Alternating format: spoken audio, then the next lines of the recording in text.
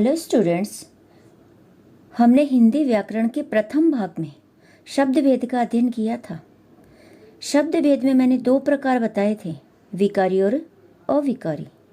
विकारी शब्द के चार प्रकार होते हैं, संज्ञा, सर्वनाम, विशेषण और क्रिया।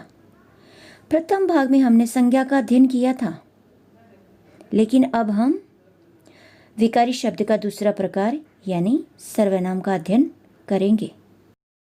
सर्वनाम की परिभाषा है, संज्ञा के स्थान पर काम आने वाले शब्द को हम सर्वनाम कहते हैं।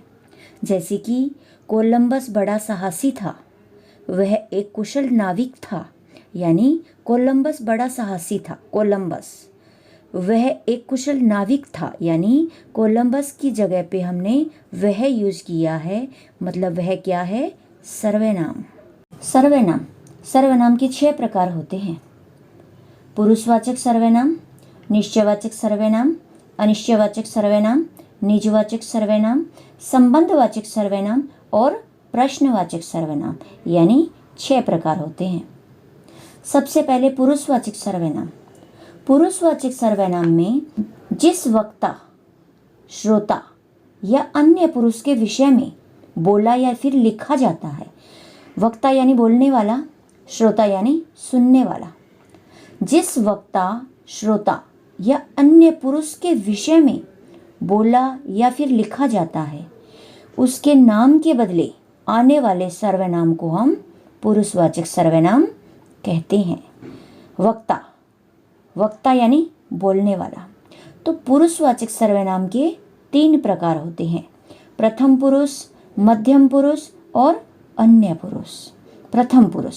प्रथम पुरुष में बोलने वाला व्यक्ति अपने नाम के बदले, जैसे कि मैं और हम, सर्वनाम का प्रयोग करता है, उसे हम प्रथम पुरुषवाचक सर्वनाम कहते हैं।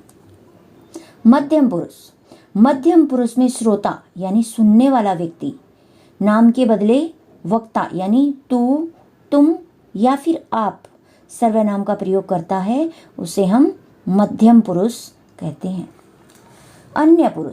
अन्य पुरुष में प्रथम पुरुष या फिर मध्यम पुरुष तीसरे अन्य पुरुष के बारे में बात करते हैं, जैसे कि वह, वे, वो।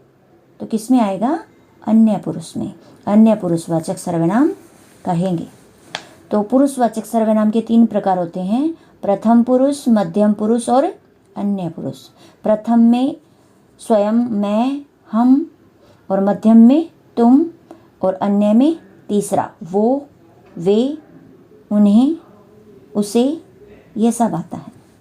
अब दूसरा प्रकार है निश्चयवाचक सर्वनाम। निश्चयवाचक सर्वनाम में जिस सर्वनाम से वक्ता के पास या फिर दूर के किसी निश्चित व्यक्ति या वस्तु का बोध होता है, उसे निश्चयवाचक सर्वनाम कहते हैं, यानी जिसमें निश्चित रहता है, कंफर्म रहता है। जैसे कि वह मेरा मित्र है, ये मेरी अध्यापिका है, निश्चित है, तो इसमें निश्चयवाचक सर्वनाम आएगा।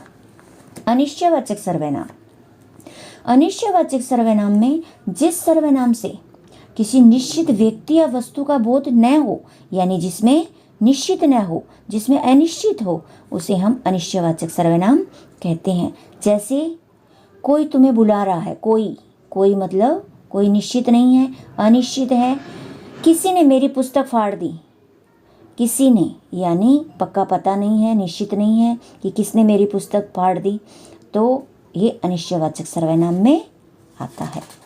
नेक्स्ट है निजवाचक सर्वनाम। जो सर्वनाम वाक्य में अपने ठीक पहले आई हुई संज्ञा या सर्वनाम के साथ उसकी निजता प्रकट करे, निजता यानी स्वयं अपने आप को प्रकट करे, उसे हम निजवाचक सर्वनाम कहते हैं। जैसे कि मैं खुद उनसे मिलूंगा, खुद क्या है? निजवाचक सर्वनाम। मैं स्वयं वहां जाऊंगा, स्वयं क्या है? निजवाचक सर्वनाम। जिस सर्वनाम में निजता प्रकट होती हो, उसे हम निजवाचक सर्वनाम कहेंगे। संबंधवाचक सर्वनाम।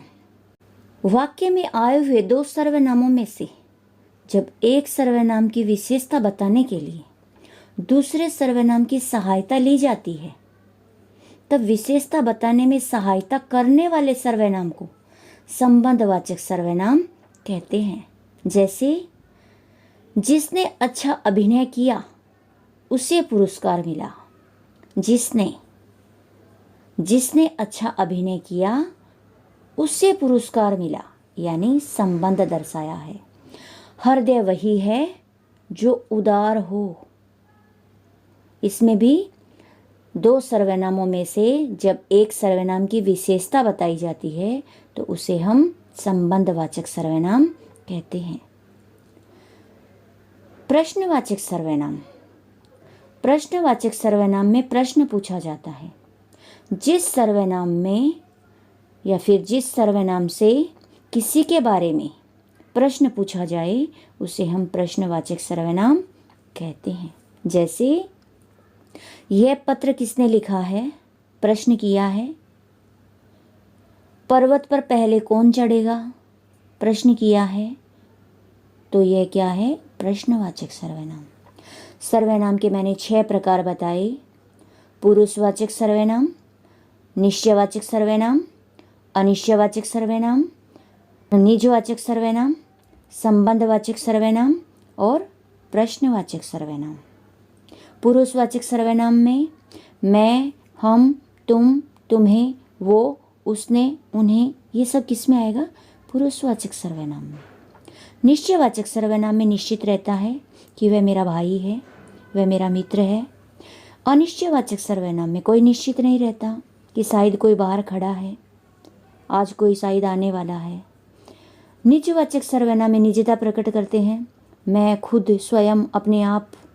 संबंधवाचक में संबंध दर्शाया जाता है। प्रश्नवाचक सर्वनाम में प्रश्न पूछा जाता है। तो अभी आप रेखांकित सर्वनाम का प्रकार बताइए। पहला, तुम्हारा दुख जानते हैं। तुम्हारा दुख जानते हैं। तुम्हारा किस में आता है, मध्यम पुरुष। यानी पुरुषवाचक सर्वनाम के 3 प्रकार बताए मैंने। प्रथम पुरुष, मध्यम पुरुष और अन्य पुरुष।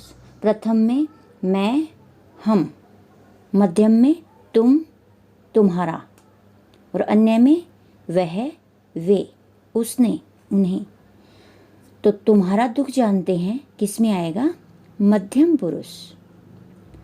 दूसरा, यह बड़ा पेचीदा सवाल है। यह के नीचे अंडरलाइन किया है। यह बड़ा पेचीदा सवाल है, किस में आएगा, निश्चयवाचक सर्वनाम, यानी निश्चित है। किसी ने रमेश को पुकारा है। किसी ने के नीचे अंडरलाइन है। किसी ने रमेश को पुकारा है। किसी ने यानी अनिश्चयवाचक सर्वनाम, इसमें निश्चित नहीं है कि किसने पुकारा है। नेक्स्ट, वे स्वयं यहाँ आ गए।